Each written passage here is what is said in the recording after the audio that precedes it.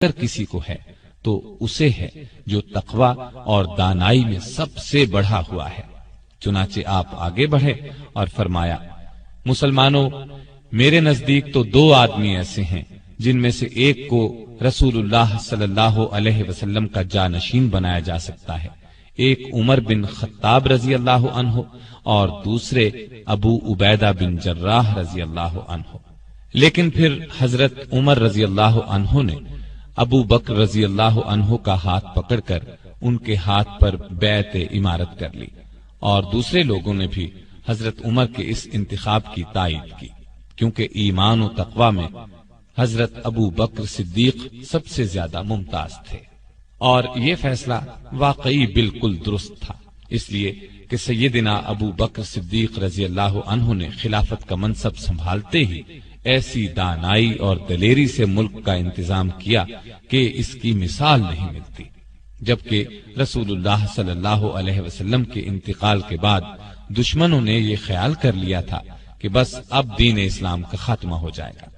کچھ بدبختوں نے تو نبوت کا دعویٰ تک کر دیا تھا، کچھ نے دین اسلام کے احکامات ماننے سے انکار کر دیا تھا، ایک طبقے نے زکوٰۃ دینے سے انکار کر دیا تھا۔ حالات ایسے تھے کہ سب اونچے درجے کے صحابہ رضی اللہ عنہم نے انہیں مشورہ دیا تھا کہ ابھی ان باغیوں اور شریروں کو کچھ نہ کہا جائے، لیکن سیدنا ابو بکر صدیق رضی اللہ عنہ نے ان کے خلاف جہاد کیا اور ان سب کو پوری سزا دی۔ ایک اور بڑا اور اہم کام انہوں نے یہ کیا کہ ایران اور روم کی فوجوں سے جہاد کرنے کے لیے مجاہدین کے لشکر روانہ کیے اور شاندار فتوحات حاصل کی۔ یہ دونوں ملک مدینے پر حملہ کر کے اسلامی سلطنت کو پارا پارا کرنے کی تیاریاں کر رہے تھے۔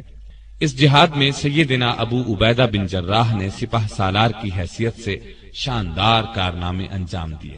اس کی تفصیل یوں ہے، ابو بکر صدیق رضی اللہ عنہ نے 13 ہجری میں لشکر روانہ کیے، سیدنا خالد بن ولید رضی اللہ عنہ کو عراق کی طرف روانہ کیا، سیدنا ابو عبیدہ بن جراح کو حمص کی طرف اور سیدنا عمرو بن عاص رضی اللہ عنہ کو فلسطین بھیجا۔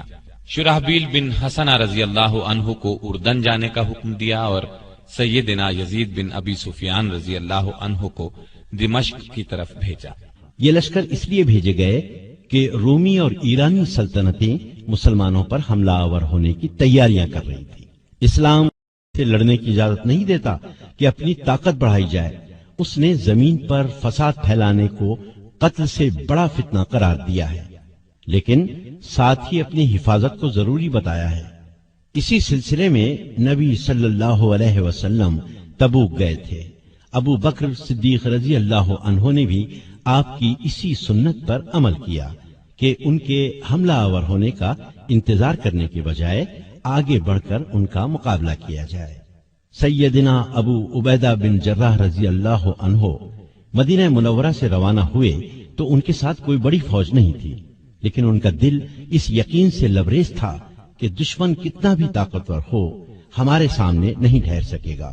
اس یقین کی اصل وجہ اللہ کی امداد پر پورا بھروسہ تھا۔ غزوہ بدر، غزوہ احد، غزوہ احزاب اور غزوہ خیبر میں انہوں نے اس غیبی امداد کو اپنی آنکھوں سے دیکھا تھا۔ رسول اللہ صلی اللہ علیہ وسلم کے زمانے میں لڑی جانے والی ان سب جنگوں میں مسلمانوں کی تعداد کافروں کے مقابلے میں بالکل کم تھی، لیکن فتح مسلمانوں ہی کو حاصل ہوئی۔ دوسری طرف رومی بھی جنگ کی زبردست تیاریاں کر رہے تھے۔ وہ لڑائی میں کچھ کم ماہر نہیں تھے، ان کو ہر طرح کی امداد پہنچانے کے لیے ان کی پشت پر ایک بڑی سلطنت تھی۔ بہرحال ابو عبیدہ رضی اللہ عنہ کے راستے میں سب سے پہلے بصرہ کا شہر آیا۔ انہوں نے اس شہر کو نہایت آسانی سے فتح کر لیا۔ رومیوں نے اپنی طرف سے پوری تیاری کر کے مقابلہ کیا تھا۔ بصرہ کے بعد انہوں نے مآب بھی بہت آسانی سے فتح کر لیا۔ یہ ابتدائی فتوحات سیدنا ابو عبیدہ رضی اللہ عنہ نے اللہ کی مدد اور ایمانی جذبے ہی سے حاصل کی۔ ان دو مقامات کی فتح کے بعد آپ جابیہ پہنچ کر رک گئے تاکہ اندازہ لگا سکیں کہ رومی اب کیا کرنے والے ہیں۔ ادھر 2 جنگیں ہارنے کے بعد رومی ہوشیار ہو گئے تھے۔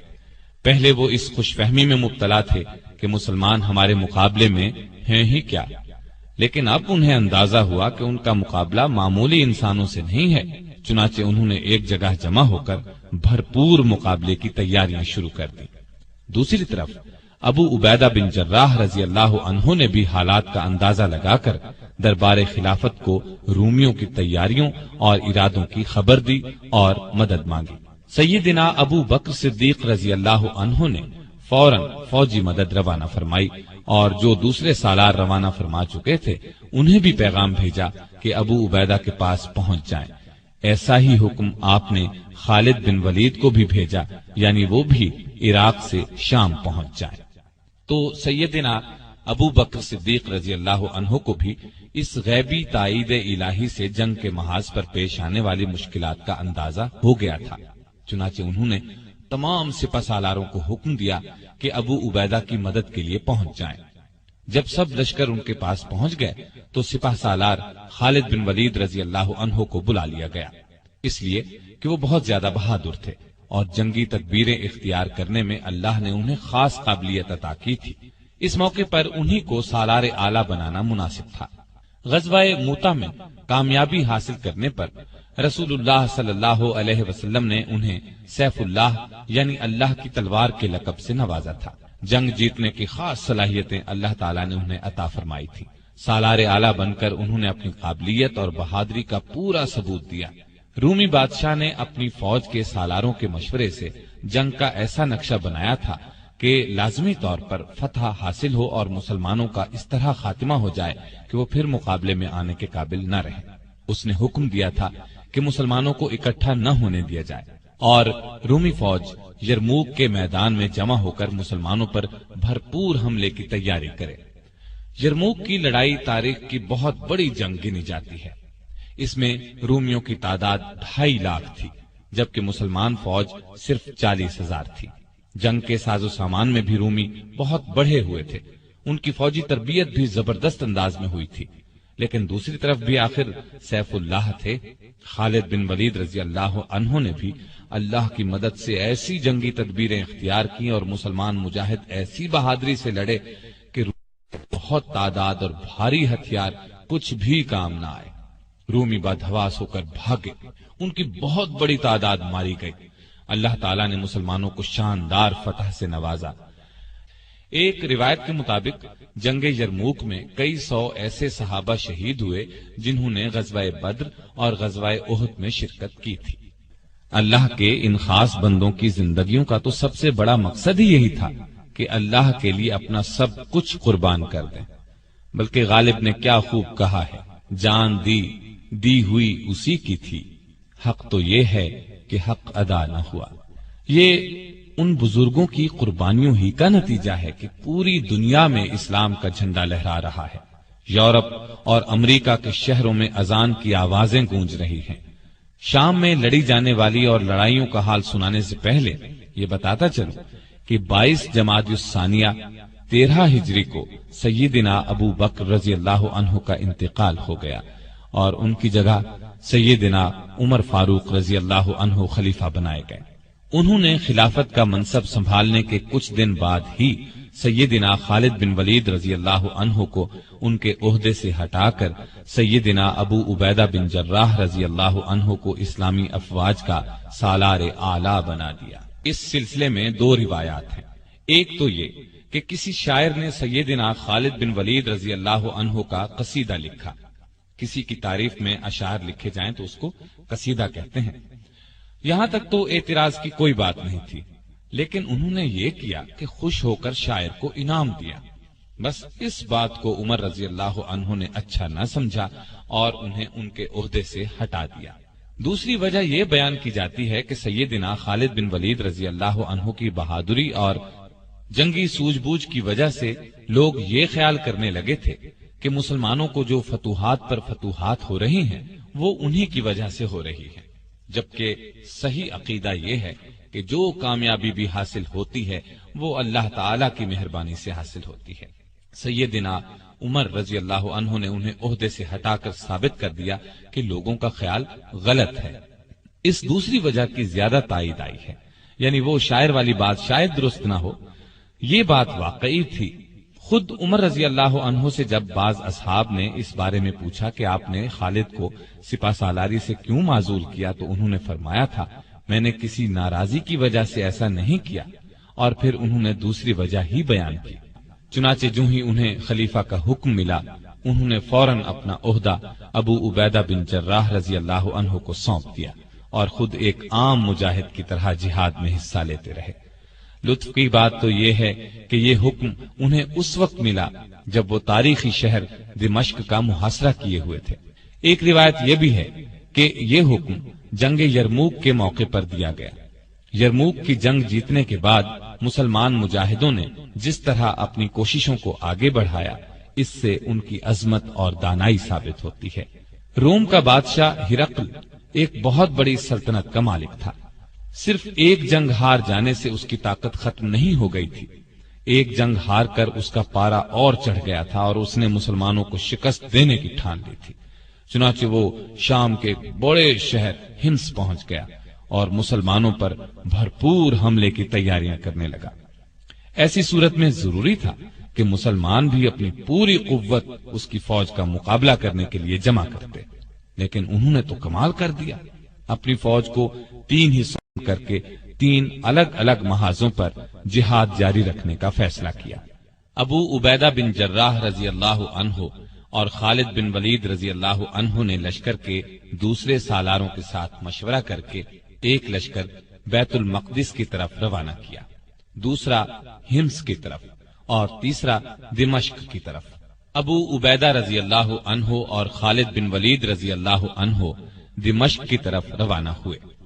ہم جیسے عام لوگ ایسا ہرگز نہ کرتے، لیکن وہ لوگ تو اللہ والے تھے، انہیں فوجی طاقت سے زیادہ اللہ کی ذات پر بھروسہ تھا، اور دنیا نے دیکھا ان کا فیصلہ بالکل درست ثابت ہوا۔ غازیوں کے چھوٹے چھوٹے لشکروں نے گنتی کے چند ہی دنوں میں شام اور فلسطین کا پورا علاقہ فتح کر لیا، اور یہ کام ابو عبیدہ رضی اللہ عنہ کی سپہ سالاری میں ہوا۔ پہلے دمشق کا حال سناتا ہوں۔ پہلے بتا چکا ہوں کہ دمشق کی طرف خالد بن ولید رضی اللہ عنہ اور سیدنا ابو عبیدہ رضی اللہ عنہ دونوں روانہ ہوئے تھے۔ یہ شہر رومیوں کا گڑھ تھا، یہاں انہوں نے کافی فوجی طاقت جمع کر رکھی تھی، لیکن جب اسلامی لشکر وہاں پہنچا تو رومیوں کو میدان میں نکل کر مقابلہ کرنے کی جرأت ہی نہ ہوئی۔ انہوں نے شہر کے دروازے بند کر لیے اور فصیل پر تیر اندازوں کے دستے اس طرح بٹھا دیے کہ کوئی شہر کی طرف بڑھے تو تیروں کی بوچھاڑ کر کے اسے روک دیں، اس کا خاتمہ کر دیں۔ مجاہدین نے شہر کا محاصرہ کر دیا اور شہر کے اندر داخل ہو کر دشمنوں کو کاری ضرب لگانے کی تدبیریں کرنے لگے۔ آخر سیدنا خالد بن ولید رضی اللہ عنہ اپنے دستے سمیت فصیل پار کر کے شہر میں داخل ہو گئے۔ ادھر اس کے ساتھ دوسری طرف رومیوں کے سپہ سالار نے صلح کی بات چیت شروع کر دی۔ دونوں سالاروں نے اس شرط پر صلح کر لی کہ رومی شہر کا دروازہ کھول دیں گے اور مسلمان شہریوں کو کسی طرح کا نقصان نہیں پہنچائیں گے، ان کی جانیں، عزت، آبرو، مال محفوظ رہیں گے۔ اب یہ عجیب صورتحال پیدا ہوئی کہ ایک طرف خالد رضی اللہ عنہ لڑتے ہوئے آگے بڑھ رہے تھے اور دوسری طرف ابو عبیدہ بن جراح صلح کا جھنڈا اٹھائے آگے بڑھ رہے تھے۔ دونوں کی ملاقات شہر کے درمیان میں ہوئی۔ جب خالد بن ولید رضی اللہ عنہ کو معلوم ہوا کہ ابو عبیدہ بن جراح رضی اللہ عنہ شہریوں کو امان دے چکے ہیں تو انہوں نے جنگ سے ہاتھ روک لیے اور کوئی بڑا نقصان ہوئے بغیر دمشق پر مسلمانوں کا قبضہ ہو گیا۔ اللہ تعالی نے قرآن کریم میں فرمایا ہے، حق آیا، باطل مٹ گیا، اور باطل تو ہے ہی مٹنے کے لیے۔ اللہ تعالیٰ کے اس ارشاد کے مطابق ان لوگوں کو ہمیشہ کامیابی حاصل ہوتی ہے جو حق پر ہوں، اور یہ مجاہد چونکہ حق پر تھے اس لیے تعداد میں کم ہونے کے باوجود اللہ نے انہیں شاندار کامیابی عطا کی، بلکہ اس کے بعد بھی وہ کامیابیاں حاصل کرتے چلے گئے۔ دمشق فتح کرنے کے بعد مخل، بیسان، ہمس اور لازقیہ جیسے کئی اور شہر انہوں نے نہایت آسانی سے فتح کر لیے۔ رومی جہاں بھی مسلمانوں سے لڑنے کے لیے جمع ہوتے، مجاہدین کے لشکر وہیں پہنچ جاتے اور ان کا غرور خاک میں ملا دیتے۔ ان لڑائیوں میں لازقیہ کی لڑائی اس لحاظ سے خاص ہے کہ اس میں ابو عبیدہ رضی اللہ عنہ کی اعلیٰ درجے کی جنگی قابلیت اور ذہانت سے فتح حاصل ہوئی۔ قیصر روم کے حکم سے اس شہر میں رومیوں نے بہت بڑی طاقت جمع کر رکھی تھی۔ سیدنا ابو عبیدہ رضی اللہ عنہ کو ان کے اجتماع کی خبر ملی تو آپ لشکر لے کر تیزی سے وہاں پہنچ گئے اور رومیوں نے اس طرح شہر کے دروازے بند کر لیے جس طرح دمشق کے بند کیے تھے۔ مسلمانوں نے شہر کا محاصرہ کر لیا، لیکن آس پاس کا علاقہ ایسا تھا کہ اس شہر کا محاصرہ زیادہ دن جاری نہیں رکھا جا سکتا تھا۔ ان سب باتوں پر غور کرتے ہوئے ابو عبیدہ رضی اللہ عنہ نے مجاہدین کو حکم دیا کہ وہ شہر سے کافی دور جا کر خندقیں کھود لیں اور یہ کام ایسی احتیاط سے کریں کہ رومیوں کو اس کا پتہ نہ چلے۔ یہ حکم پورا کیا گیا۔ جب کام مکمل ہو گیا تو دوسرا حکم یہ دیا کہ مجاہد بڑی بڑی ٹولیاں بنا کر لشکر سے نکلیں، اس طرح کہ رومی انہیں جاتے ہوئے دیکھیں۔ لشکروں سے نکل کر مجاہدین کی یہ ٹولیاں خندقوں میں چھپ جائیں اور جب نعرہ تکبیر بلند ہو تو بہت تیزی سے نکل کر شہر پر حملہ کر دیں۔ چنانچہ اس حکم پر بھی عمل کیا گیا۔ مسلمان بڑی بڑی ٹولیوں میں جانے لگے۔ رومیوں نے خیال کیا وہ محاصرہ اٹھا کر جا رہے ہیں۔ جب انہیں اپنے طور پر یہ اندازہ ہو گیا کہ مسلمانوں کا پورا لشکر محاصرہ اٹھا کر چلا گیا ہے تو شہر کے دروازے کھول دیے۔ شہر کے دروازے کھلتے ہی نعرہ تکبیر بلند ہوا۔ مجاہدین خندقوں سے نکلے اور تیزی سے دوڑتے ہوئے آ کر شہر میں داخل ہو گئے۔ شہر پر نہایت آسانی سے قبضہ ہو گیا۔ رومیوں کو پتہ ہی نہ چلا کہ یہ کیا ہو گیا ہے۔ ان مجاہدین نے اللہ کے راستے میں لڑنے کے علاوہ اخلاق، ایمانداری اور شرافت کے بھی ایسے شاندار نمونے پیش کیے کہ پورے علاقے میں ان کی دھوم مچ گئی۔ مثلا ایک واقعہ سن لیں۔ جب دربار خلافت سے حکم ملا کہ سب مجاہد ایک جگہ جمع ہو جائیں، آپس میں مشورہ کر کے کسی کو سالار چن لیں اور ایک لشکر بن کر رومیوں کا مقابلہ کریں، تو سیدنا ابو عبیدہ بن جراح رضی اللہ عنہ اس وقت تک کئی شہر فتح کر چکے تھے۔ ان شہروں میں کچھ ایسے بھی تھے جنہوں نے جزیہ دینا منظور کیا تھا اور لڑائی کے بغیر مسلمانوں کو فاتح مان لیا تھا۔ جزیہ ایک ٹیکس ہے جو اسلامی سلطنت میں رہنے والے غیر مسلموں سے اس شرط کے ساتھ وصول کیا جاتا ہے کہ مسلمان ان کی حفاظت کریں گے۔ ان لوگوں نے جزیہ بھی ادا کر دیا تھا۔ خلیفۃ المسلمین کا حکم ملنے کے بعد مسلمانوں کو یہ علاقے چھوڑنے پڑے تو ان شہروں کے باشندوں کو جزیے کی ساری رقم لوٹا دی اور ان سے کہا چونکہ اب ہم تمہاری حفاظت کی شرط پوری نہیں کر سکتے اس لیے یہ رقمیں اپنے پاس رکھنے کا بھی ہمیں کوئی حق نہیں ہے۔ ہمارے ان بزرگوں کی تو تمام زندگیاں ہی ایسی ہیں کہ ان کی مثال ہی نہیں ملتی۔ وہ صحیح معنوں میں اللہ پر ایمان رکھتے تھے اور اس کے احکامات پر عمل کرتے تھے، اپنوں پرایوں سب سے اچھا سلوک کرتے تھے، لوگوں کی غلطیاں معاف کر دیا کرتے تھے، زمین پر عاجزی سے چلتے تھے، کسی سے کوئی وعدہ کرتے تو اس کو پورا کرتے، اللہ کے سوا کسی سے نہیں ڈرتے تھے، نہ کسی کو اس کا شریک ٹھہراتے تھے، نہ اس کے سوا کسی کو حاجت روا سمجھتے تھے، وہم اور تاریک خیالی سے دور تھے۔ وہ ہمیشہ زندگی کا روشن پہلو دیکھتے تھے اور یہ روشنی دوسروں تک پہنچاتے تھے۔ وہ کشادہ دل اور بلند حوصلہ تھے۔ ان کی بہادری اور دانائی ان کے اچھے اعمال ہی کا انعام تھی۔ ہاں تو میں کہہ رہا تھا کہ جب مسلمانوں کو خلیفہ کی طرف سے یہ حکم ملا کہ وہ سب مجاہد ایک جگہ جمع ہو جائیں تو انہوں نے ان شہروں کا جزیہ واپس کر دیا، کیونکہ وہاں سے رخصت ہو جانے کی وجہ سے وہ ان کی حفاظت نہیں کر سکتے تھے۔ ادھر روم کے بادشاہ ہرقل کو پکا یقین تھا کہ وہ بہت آسانی سے ان چند ہزار مجاہدین کا خاتمہ کر دے گا جو شام اور فلسطین میں داخل ہوئے ہیں، اور پھر اتنی ہی آسانی سے مدینے کی اسلامی سلطنت کا خاتمہ کر دے گا۔ لیکن اس کا اندازہ بالکل غلط ثابت ہوا۔ اسے تو لینے کے دینے پڑ گئے۔ اس نے سنبھل کر کئی بار مسلمانوں کا مقابلہ کرنے کی کوشش کی، لیکن وہ کہیں بھی پاؤں نہ جما سکا۔ ہر محاذ پر اسے منہ کی کھانا پڑی۔ آخرکار وہ اس علاقے کو جو سلطنت روما کا مشرقی حصہ کہلاتا تھا ہمیشہ کے لیے چھوڑ کر قسطنطینیہ کی طرف فرار ہو گیا۔ قسطنطینیہ اس کی سلطنت کے مغربی حصے کا دارالحکومت تھا۔ ہرقل کے فرار کے بعد سیدنا ابو عبیدہ بن جراح رضی اللہ عنہ نے مقدس شہر بیت المقدس فتح کرنے کا ارادہ کیا۔ اس وقت تک وہ شام کے قریباً تمام بڑے چھوٹے شہروں پر قبضہ کر چکے تھے۔ خالد بن ولید رضی اللہ عنہ اور لشکر کے دوسرے سالاروں سے مشورہ کر کے انہوں نے پہلے عمرو بن عاص رضی اللہ عنہ کو بیت المقدس بھیجا اور پھر خود بھی وہاں پہنچ گئے۔ اس شہر کی حفاظت کرنے والی رومیوں کی فوج مسلمانوں کی مسلسل فتوحات کی خبریں سن سن کر پہلے ہی ہمت ہار چکی تھی۔ چنانچہ جیسے ہی ابو عبیدہ رضی اللہ عنہ وہاں پہنچے، شہر کے مذہبی پیشواؤں یعنی رہنماؤں نے پیغام بھیجا۔ وہ پیغام یہ تھا، اگر مسلمانوں کے خلیفہ عمر بن خطاب رضی اللہ عنہ خود بیت المقدس آئیں تو ہم لڑے بغیر شہر کی کنجیاں ان کے حوالے کر دیں گے۔ یہ سن کر ابو عبیدہ بن جراح رضی اللہ عنہ نے کہا، اس سے اچھی بات کیا ہو سکتی ہے کہ ہمارا ایک بھی مجاہد نہ مارا جائے اور بھی کوئی نقصان نہ ہو اور شہر پر ہمارا قبضہ بھی ہو جائے۔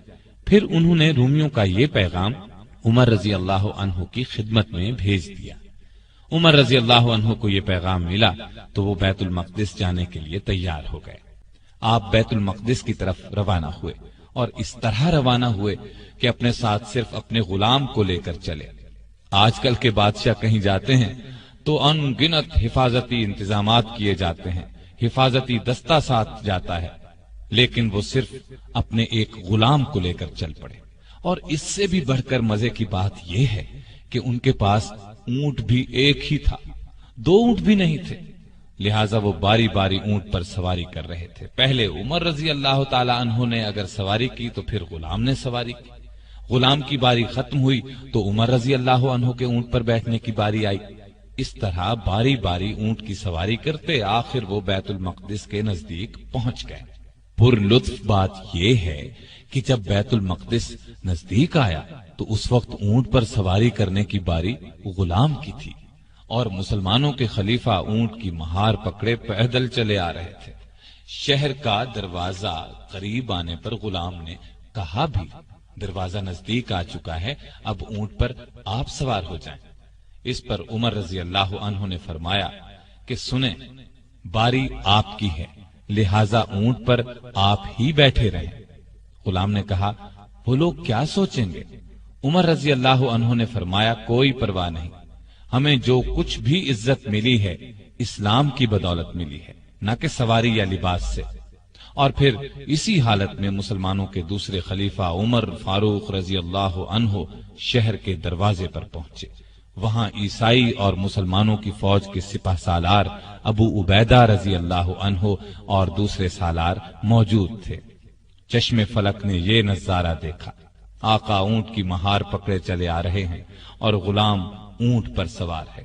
اور یہ نظارہ دیکھتے ہی بیت المقدس کے مذہبی پیشواؤں نے شہر کی چابیاں ان کے حوالے کر دی۔ سنا ہے ان کی کتابوں میں یہی لکھا ہوا تھا کہ جب مسلمانوں کا خلیفہ بیت المقدس کے دروازے پر پہنچے گا تو اونٹ کی مہار اس کے ہاتھ میں ہوگی اور غلام اونٹ پر بیٹھا ہوگا۔ یہ بھی کہا جاتا ہے کہ اس وقت عمر رضی اللہ عنہ کے جسم پر جو لباس تھا اس میں پیوند لگے ہوئے تھے۔ دروازہ نزدیک آنے پر غلام نے یہ بھی کہا تھا کہ آپ لباس تبدیل کر لیں، آپ نے یہ بھی پسند نہیں فرمایا تھا۔ اس طرح بیت المقدس خون کا ایک قطرہ بہائے بغیر فتح ہو گیا، مسلمانوں کا اس پر قبضہ ہو گیا۔ عمر رضی اللہ عنہ نے ابو عبیدہ رضی اللہ عنہ کو اس پورے علاقے کا والی یعنی گورنر مقرر فرمایا اور خود مدینے لوٹ گئے۔ ابو عبیدہ رضی اللہ عنہ قریباً 1 برس تک اس علاقے کے حکمران رہے۔ پھر 18 ہجری میں ان کا انتقال ہو گیا۔ ان کی وفات طاعون کی بیماری سے ہوئی۔ آپ اس وقت اموس کے مقام پر تھے، وہاں یہ وبائی مرض پھیل گیا۔ عمر رضی اللہ عنہ نے انہیں وہاں سے کہیں اور منتقل ہونے کا مشورہ دیا، لیکن آپ وہیں رہے اور فرمایا موت وقت سے پہلے نہیں آ سکتی۔ ہاں، ان کے 2 بیٹے تھے، ایک کا نام یزید اور دوسرے کا عمیر تھا۔ یہ دونوں لاولد فوت ہوئے اور یوں ابو عبیدہ بن جراح رضی اللہ عنہ کی نسل آگے نہیں چلی۔ لیکن اصل چیز تو ان کے اچھے اعمال تھے جن کا ثواب قیامت تک انہیں ملتا رہے گا۔ اور یہ بات بھی اچھی طرح سمجھ لینی چاہیے کہ انسان کا اصل کام نیکی کے راستے پر چلنا اور برائیوں سے بچنا ہے. ایسا کرنے والے دین اور دنیا کی نعمتیں خوب حاصل کرتے ہیں. ان کے لیے کامیابیوں کے دروازے کھلتے چلے جاتے ہیں. سیدنا ابو عبیدہ رضی اللہ عنہ اور ہمارے دوسرے بزرگوں کو اسی راستے پر چل کر شاندار کامیابیاں حاصل ہوئیں. وہ عظیم جرنیل اور عظیم فاتح بنے، اور سب سے بڑی بات یہ ہے کہ انہیں دنیا میں ہی اللہ کے رسول صلی اللہ علیہ وسلم نے جنتی ہونے کی عظیم ترین خوشخبری سنائی. Thanks for watching. Don't forget to like, comment, share and subscribe to